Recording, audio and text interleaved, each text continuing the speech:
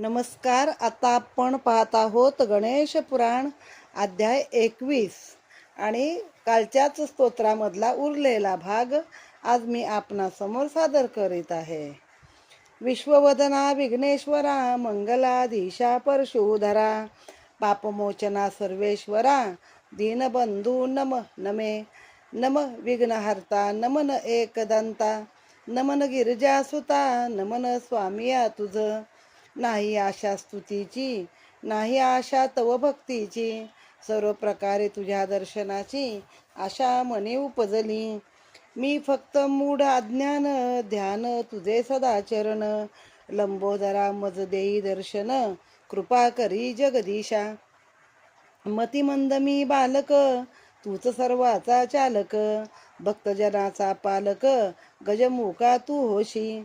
मी दरिद्री अभागी स्वामी चित्त जडावे तुझ्या नामी अनन्य शरण तुझला मी दर्शन देही कृपाळुवा. हे स्तोत्र जो पठन करी त्यासी स्वामी देई अपार धन विद्या सिद्धांत आघात ज्ञान सिंदूर वदन पै. त्यासी पिशाच भूत प्रेतन बाधिती कदा काळात स्वामीची पूजा करो यथास्थित स्तुती स्तोत्र ये जपावे होईल सिद्धी षण्मासात हे जपता कदा सत्य वार्ता राजा चरणी माथा दिवा करे ठेविला. इति श्री गणेश स्तोत्र संपूर्णम. श्री गजाननार्पणमस्तु. आपली कथा आता मागून पुढे चालू आहे आणि कथेत उपकथा अनेक निर्माण झाल्या आहेत. त्यामधलीच ही भीमराजाची कथा आहे की जो अत्यंत हे होता म्हणजे प्रजेसाठी चांगला होता, तरी पण त्याला म्हातारपणी कोड झाला आणि तेव्हा तो नाही त्याला पुत्रप्राप्ती नाही झाली. आणि मग मला का पुत्रप्राप्ती नाही आहे ह्यासाठी तो विश्वामित्रांच्या आश्रमात गेला आणि तेव्हा त्याला त्या कथा त्याच्या भीमराजाच्या मागच्या जन्माच्या सांगितलेल्या आहेत. गजानन गुप्त झाल्यामुळे दक्षाला आपल्या वस्त्राची आणि अलंकाराचीही शुद्ध राहिली नाही. आता तो दक्ष नावाचा मुलगा होता या भीमराजाला, पुत्र एक झालेला, आणि तो जन्मापासूनच असा कुबडा आणि त्याला अनेक अंगाला क्षत, त्यातनं तो सारखा रडायचा, असं करायचा. आणि मग त्याला ते राणीला आणि त्याला बाहेर काढलं, हाकलून दिलं. मग त्याने ते हे केलं सगळं गणपतीचंच ध्यान केलं. आणि मग त्या भीमराजाने पण सांगितलं की असं का मला व्हावं. तो आता ते दक्षाला त्यांनी दर्शन दिले 2 रूपात. पहिलं गणेश रूपात दिले आणि दुसरं दर्शन ब्राह्मणाच्या रूपात दिलं आणि ते अंतर्धान झाला. आणि मग हा माझा गणेश कुठे, माझा गणेश कुठे असं दक्ष सारखा त्याचं हे करू लागला, विचारणा करू लागला. तो नगराच्या बाहेर पडला आणि चालू लागला. त्याची आईही त्याच्या मागोमाग निघाले. राजपुत्र दक्ष आता तो त्या गजाननाच्या दर्शनाने असा सुंदर झाला होता. त्याचं सगळं गेलं होतं कुबड. आणि हे गजाननाच्या दर्शनाच्या आधीच मुद्गल ऋषींच्या अंगावरून जाणारी हवा त्या दक्ष नावाच्या राजपुत्राला लागली होती आणि त्याचं ते कुबड गेलं, त्याचं ते अंगाची क्षत, रोग त्वचेचा काय होतं ते सगळं गेलं आणि तो बलवान सुंदर झाला. पण मग त्यानंतर तो गणेशाची उपासना करू लागला आणि गणेशाने त्याला ते दर्शन दिलंय, पण अगदी काही सेकंदातच. मग आता तो विचारायला लागला ज्याला त्याला, कोणी मनुष्य पशु पक्षी वृक्ष दिसेल त्याला विचारत असे, अहो माझा गजानन कुठे गेला हो. त्याप्रमाणे भटकता भटकता दैवयोगाने तो मुद्गल ऋषींच्या आश्रमात गेला. त्या आश्रमाभोवतालचे पवित्र वातावरण पाहून त्या दक्षाला, त्या राजपुत्राला खूप आनंद झाला. आश्रमात एका आसनावर मुद्गल ऋषी बसले होते. त्यांच्या समोर गजाननाची एक सुंदर मूर्ती होती. भक्तियुक्त अंतःकरणाने ते गजाननाचे पूजन करण्यात दंग होते. दक्षाने मुद्गल ऋषींना साष्टांग नमस्कार घातला व आपली सर्व हकीकत त्यांना सांगितली. नंतर तो म्हणाला, महाराज, आपल्या अंगावरून आलेल्या वाऱ्यामुळे माझे शरीर दिव्य झाले आहे. तेव्हापासून मला आपल्या दर्शनाची तळमळ लागली होती. आता आपल्या दर्शनाने माझ्या मनाचे समाधान झाले. गजानन म्हणजे तुम्हीच अशी माझी दृढ भावना झालेली आहे. दक्षाचे बोलणे ऐकून मुद्गल ऋषी प्रसन्न झाले. ते दक्षाला म्हणाले, हे राजकुमारा, तू माझ्यापेक्षाही मोठा भक्त आहेस. आज 1000 वर्ष मी गजाननाच्या प्राप्तीसाठी तप करीत आहे, परंतु मला काही अजून त्याचे प्रत्यक्ष दर्शन झाले नाही. पण तुझी भक्ती आणि भाग्य मोठे, यात काही संशय नाही. चराचर जग निर्माण करणारा तो परम ईश्वर तुझ्या प्रत्यक्ष दृष्टीस पडला, तेव्हा मीच तुझ्या दर्शनाने पावन झालो आहे. तूच मला वंदनीय आहेस. ये, जवळ ये आणि मला कडकडून भेट. नंतर मुद्गल ऋषींनी दक्षाला एकाक्षर मंत्राचा उपदेश केला. तो म्हणाला, दक्षा, तू या मंत्राचा रोज जप कर. गजानन तुझ्या सर्व इच्छा पूर्ण करेल आणि लवकरच तुला पुन्हा दर्शन घडेल. मात्र या मंत्रापासून तू ढळू नकोस, नाही तर सर्वनाश होईल. जोपर्यंत तू भक्तियुक्त अंतःकरणाने विनायकाची भक्ती करत राहशील, तोपर्यंत देव किंवा दानव कोणीही तुझे काहीही अनिष्ट करू शकणार नाही. इथे हा अध्याय समाप्त झालेला आहे. ओम गम गणपतये नमः. आता अध्याय 22, बल्लाळ विनायकाची कथा. सोमकांत भृगूंना सांगू लागले, महाराज, राजपुत्र दक्ष जन्मापासून आंधळा, म्हणजे आता सोमकांत राजाला कुष्ठ झालंय ना, तो भृगु ऋषींच्या आश्रमात येऊन राहिलाय. भृगूंनी त्याला मंत्र दिलाय. मग ते आता त्यांना एक एक गणपतीचं सांगतायत, त्याच्या मागच्या जन्माचं सांगतायत. आता त्यांनी त्या दक्षाची कथा सांगितली होती, त्या राजपुत्राची. तर आता हीच कथा त्यांनी त्याला पुढे विचारलेली आहे भृगु ऋषींना. महाराज, राजपुत्र दक्ष जन्मापासून आंधळा, बहिरा, मुका असा होता. त्याच्या सर्व अंगाला क्षत पडली होती. तरीही केवळ मुद्गलांच्या अंगावरून आलेल्या वाऱ्याने तो एखाद्या उमललेल्या फुलाप्रमाणे सुंदर आणि अव्यंग झाला. हे कसे काय? इतक्या थोडक्यात कशी सिद्धी मिळाली? जर खुद्द मुद्गल ऋषी 1000 वर्ष तप करीत असताना त्यांना अजून गजाननाचे दर्शन झाले नाही, आणि या दक्षाला कसे काय झाले? दक्षाने पूर्वजन्मी असे पुण्य काय केले होते, आणि इतके पुण्य असताना मग त्याला या जन्मात विकृत शरीर का मिळाले? भृगु ऋषी म्हणाले, हे पहा, मी तुला त्या दक्षाच्या पूर्वजन्मीची हकीकत सांगतो, म्हणजे तुझ्या शंका फिटतील. सिंधू नावाच्या देशात पल्ली नावाचे एक गाव आहे. तेथे पूर्वी कल्याण नावाचा एक धार्मिक आणि दानशूर वाणी राहत होता. त्याची पत्नी इंदुमती धार्मिक वृत्तीची होती, पतिव्रता होती. त्यांना बल्लाळ नावाचा एक मुलगा होता. बल्लाळाला लहानपणापासूनच देवपूजेचा खूप नाद होता. तो आपल्या मित्रांना घेऊन गावाबाहेर जात असे आणि तेथे दगडाचे देव करून त्यांची पूजा करत असे. एक दिवस त्याने एक सुंदर गोटा घेतला. त्याला गणपती असे नाव देऊन त्याला दुर्वा आणि कोवळी पाने वाहिली. नंतर त्याचे मित्र व तो गणपतीच्या ध्यानात गढून गेले. काही जण गणपती पुढे नाचू लागले, कित्येक जण गाऊ लागले. तेव्हा गावातील लोक त्या कल्याणवाण्याला म्हणाले, तुझा मुलगा काय एक एक खूळ माजवतो? तू आपल्या मुलाची समजूत घाल, नाहीतर आम्हाला गावच्या अधिकाऱ्यांकडून तुझा बंदोबस्त करावा लागेल. चांगलं देवाचं नाव घेतोय, मित्रांकडनं करवतोय, तर हे म्हणतात आम्हाला बंदोबस्त करायला लागेल. काय हे? लोकांचे हे बोलणे ऐकून कल्याण खूप रागावला आणि एक भला मोठा सोटा घेऊन तो गावाबाहेर धावत गेला. तेथे सर्व मुले गणपतीच्या पूजेचा खेळ खेळत होती. कल्याणने रागाच्या भारात काटक्याचे देऊळ आणि मंडप सगळे उडवून दिले. ते पाहताच मुले घाबरून आपापल्या घरी गेले. एकटा बल्लाळ मात्र तेथे राहिला. तो त्यावेळी गजाननाच्या ध्यानात मग्न होऊन ध्यानस्थ बसला होता.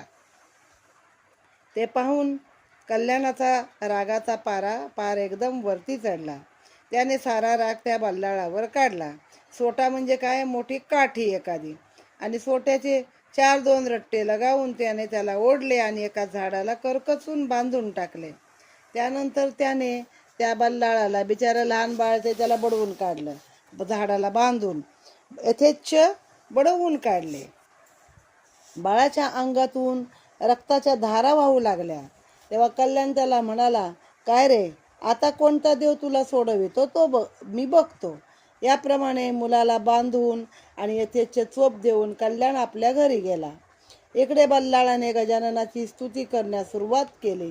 तो म्हणाला, देवा, जे तुझी भक्ती करतात, पूजन करतात, त्यांची संकटे तू नाहीशी करतोस. असे म्हणतात म्हणून मी तुला विघ्नहर्ता म्हणतात, पण मला मात्र तुझी पूजा आणि ध्यान करण्यातच शिक्षा व्हावी ना. काय हा चमत्कार आहे. म्हणजे लोक तुझं ध्यान करतात आणि मला मात्र तुझं पूजा केली म्हणून शिक्षा मिळाली. सूर्य कदाचित आपल्या प्रकाशाचा त्याग करेल, शेष पृथ्वी डोक्यावरून खाली फेकून देईल, पण तू आपल्या भक्ताला विसरशील असे कधी होणार नाही. वेदशास्त्रे, पुराणे, इतिहास सर्व तुझी कीर्ती गातात. मग एकट्या माझ्यावरच असे संकट का? आपल्या वडिलांनी गणपतीचे देऊळ मोडले, देव फेकून दिला हे लक्षात येऊन बल्लाळाला वडिलांचा खूप राग आला आणि त्याने त्यांना शाप दिला. माझ्या गजाननाचे मंदिर ज्याने मोडले आणि देव फेकून दिला, तो आंधळा, मुका, बहिरा, कुबडा, दुर्गंधीयुक्त शरीराचा हो. बापाला शाप दिला आता. म्हणजे त्याची केवढी भक्ती होती बल्लाळाची, किंवा केवढी क्षमता होती, कॅपॅसिटी, पॉवर म्हणतो आपण, ते किती होतं बघा. देवा, मी जर तुझा खरा भक्त असेन तर माझे बोलणे खरे कर. वडिलांनी मला मारले आणि बांधले त्याबद्दल मला मुळीच वाईट वाटत नाही, पण ज्यांनी तुझी विटंबना केली, पूजा विस्कटून टाकली, त्याचे मला अतिशय वाईट वाटले. माझ्या जड देहाला कोणी मार देऊ शकेल किंवा बांधू शकेल, पण माझ्या मनाला कोणीच बांधू शकणार नाही. तुझे ध्यान करीत असतानाच मला मृत्यू यावा हीच माझी अंतिम इच्छा आहे. बल्लाळाची ही असीम भक्ती पाहून गजानन ब्राह्मणाच्या रूपाने त्या ठिकाणी आला. सूर्य उदय पावल्यावर ज्याप्रमाणे काळोख नाहीसा होतो, त्याचप्रमाणे गजानन प्रगट झाल्याबरोबर बल्लाळाची बंधने आपोआप सैल झाली. त्याबरोबर बल्लाळाने त्या ब्राह्मणाला साष्टांग नमस्कार घातला. गजाननाने कृपादृष्टीने पाहिल्याबरोबर बल्लाळाच्या अंगावरील सर्व जखमा बऱ्या झाल्या. त्याचे शरीर तेजस्वी झाले, त्याला सर्व ज्ञान झाले आणि बल्लाळाने गजाननाची स्तुती केली. त्या स्तुतीने प्रसन्न होऊन गणपतीने त्याला गाढ आलिंगन दिले आणि तो म्हणाला, बाळा, ज्याने माझे मंदिर मोडले तो नरकात तर जाईलच, पण तू दिलेला शापही खरा होईल. पुढच्या जन्मात त्याला त्याचा पिता घरातून घालवून देईल आणि तुला तर आणखी काही वर हवे तर मागून घे. ते ऐकून बल्लाळ म्हणाला, देवा, आपल्या ठिकाणी माझी भक्ती कायम राहावी, तसेच आपण स्वतः या क्षेत्रात राहून लोकांची संकटे दूर करावीत, एवढाच मला वर द्या. हे ऐकून गणपती अधिक प्रसन्न झाले आणि म्हणाले, मुला, तू फार चांगला वर मागितलास. मी येथेच राहीन. माझ्या यात्रेला येणारे लोक माझ्या नावापूर्वी प्रथम तुझे नाव लावतील, म्हणून येथील देवाला बल्लाळ विनायक हे नाव प्राप्त होईल. तर आता हा पालीचा गणपती आहे, त्याला बल्लाळेश्वर हे नाव आहे. बल्लाळाची मूर्ती ठेंगणी रुंद. तर आता ते मागच्या यात मी गजाननाचं गाणं ऐकवलं खरं सिद्धटेकचं, पण मग ते कॉपीराईट लागतो त्याचा, म्हणून मी काय आता ऐकवत नाही तुम्हाला. आणि इथे हा अध्याय समाप्त झालेला आहे, अध्याय 22वा. आता आपण पाहूया अध्याय 23. ओम गम गणपतये नमहा. यानंतरचा अध्याय 23 आहे. बल्लाळ तपश्चर्या करून स्वर्गात गेला. विश्वामित्रांनी ही कथा भीमराजाला सांगितली. तेव्हा भीमराजा म्हणाला, महाराज, दक्षाचे चरित्र मी ऐकले. आता त्या कल्याणवाण्याची पुढची हकीकत काय झाली याची मला उत्सुकता आहे. आता या कथेत कथा असतात तर आपली गडबड होते लक्षात ठेवायला, ऐकायला. पहिली आपली कथा चालू आहे सोमकांत नावाच्या राजाची, की जो अत्यंत चांगला होता प्रजेशी. त्याला 5 प्रधान होते, पत्नी चांगली होती, राज्य चांगलं करीत होता. पण त्याला एकाएकी कुष्ठरोग झाला. त्याच्या सर्व अंगाला कुष्ठ झालं, झडू लागलं, दुर्गंधी येऊ लागली, असं सगळं झालं. मग त्याने आपल्या प्रधानांकडे ते दिलं सगळं राज्य आणि पत्नीला घेऊन तो वनामध्ये आलेला आहे. मग तिथं तो कोणाच्या आश्रमात गेला तर भृगु ऋषींच्या आश्रमात गेला. मग त्यांनी त्याचा मागचा जन्म सांगितला, की तुला कुष्ठ का झालं, त्याचं कारण काय सांगितलं. आणि मग त्या कथेत कथा सांगत आहेत आणि गजाननाची उपासना करायला सांगितली आहे. त्यामध्ये आपण कथा ऐकली, विदर्भ देशीचा जो भीमराजा आहे त्याला पुत्रप्राप्ती नाही, म्हणून तो पण आपलं राज्य प्रधानाकडे देऊन ते सोडून आलेला आहे आणि त्याला विश्वामित्रांचा आश्रम भेटला. मग त्याला पण त्यांनी मागचे जन्म सांगितले आणि विश्वामित्रांनी तुला मूलबाळ का होत नाही त्याचं कारण सांगितलं. त्यामध्ये ही आपण दक्षाची एक कथा ऐकलेली आहे, की तो आदल्या जन्मीचा हा वाणी होता, कल्याण वाणी बघा. त्यानं मंदिर तोडलं आणि ती पूजा विस्कटली म्हणून तो पुढच्या जन्मी कुबडा मुकबधीर असा तसा झाला. आणि मग मुदगला ऋषींचा वारा फक्त त्यांच्या अंगावरनं गेला तर मग तो पूर्ववत झाला आहे. तीच कथा आता पुढे चालू आहे. आता ही दक्षाची कथा संपली. मग त्यात बल्लाळाची कथा आली मध्येच. कल्याणचा मुलगा बल्लाळ आहे. आता कल्याण झाला होता कोण, तर हा झाला होता तो दक्ष नावाचा राजपुत्र. आता त्याचीच कथा आपल्याला पुढं कंटिन्यू करायची आहे. काय आहे त्यावर विश्वामित्र म्हणाले, बल्लाळाच्या शापाने इकडे घरी कल्याणाचे सर्व अंग बधीर होऊन त्याला बोलता येईना. त्याच्या अंगाला क्षते पडून त्यातून रक्ताच्या धारा वाहू लागल्या. त्याची अशी अवस्था पाहून त्याची पत्नी इंदुमती अगदी घाबरूनच गेली. इतक्यात कोणतरी शेजाऱ्याने येऊन तिच्या पुत्राला रानात झाडाला बांधून ठेवले आहे हे सांगितले. त्याबरोबर ती शेजारच्या 4-5 बायका घेऊन रानात गेली. तिथे तिला एक सुंदर मंदिर दिसले. मंदिरात अत्यंत मनोहर अशी विनायकाची मूर्ती होती. त्याची स्थापना केली होती. तिचा पुत्र विनायकाचे पूजन करीत होता. ते पाहून ती म्हणाली, मला लोकांनी उगाच खोटे सांगितले, नाहीतर पतीला तशा अवस्थेत सोडून मी इथे आले नसते. माझा बाळ कसा आनंदाने पूजा करीत आहे, मला कोणतरी उगाचच काहीतरी सांगितले. मग त्या जंगलात जिथं ते मंदिर उभं राहिलं, अगदी बरोबर डोंगराच्या पायथ्याशी आहे बघा ते मंदिर. अशी डोंगराची एक मोठी कड आहे, त्याच्या पायथ्याशी हे बल्लाळेश्वराचं पालीचं मंदिर आहे.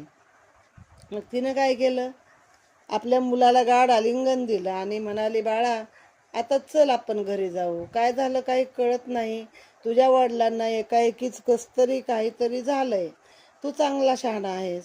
वडिलांकरता काहीतरी उपाय शोधता आला तर बघ. चल आपण घरी जाऊ. कुठलं घर, पोराने विचारलं. बल्लाळ म्हणाला, कुठलं घर आणि कोण कोणाचे वडील? माझे आई वडील आप्त सर्व गजानन आहे.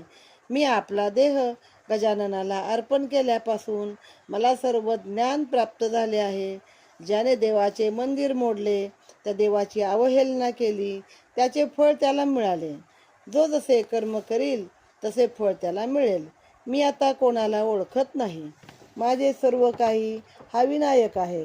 तू आपली घरी जा आणि आपल्या धर्माप्रमाणे पतीची शुश्रूषा कर. मला देवाची भक्ती सोडून कशाचीही जरुरी नाही. ते ऐकून इंदुमती खिन्न झाली आणि म्हणाली, खरा प्रकार काहीही असला तरी तू आपल्या वडिलांचा उद्धार केला पाहिजेस. त्यांना संकटातून सोडविले पाहिजेस. मी तरी एकटी काय करणार? या जन्मी त्यांचा उद्धार होणे शक्य नाही.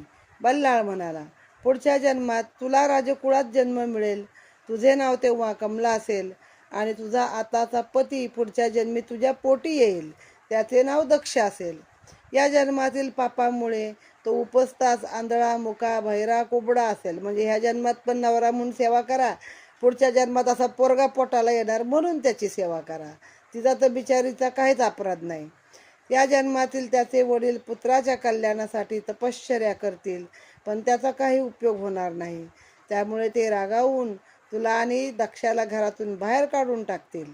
वनात एका महान गणपती भक्ताच्या अंगावरून आलेल्या वाऱ्याने दक्षाचे शरीर दिव्य होईल. पुढे लवकरच तुम्हा दोघांना गजाननाचे दर्शन होईल. हे भविष्य ऐकून इंदुमतीला वाईटही वाटले आणि आनंदही झाला. नंतर ती आपल्या घरी निघून गेली आणि इकडे विमान येऊन त्यातून बल्लाळ हा स्वर्गलोकी निघून गेलेला आहे. इथे हा अध्याय समाप्त. गणपती बाप्पा मोरया. ओम गम गणपतये नमः.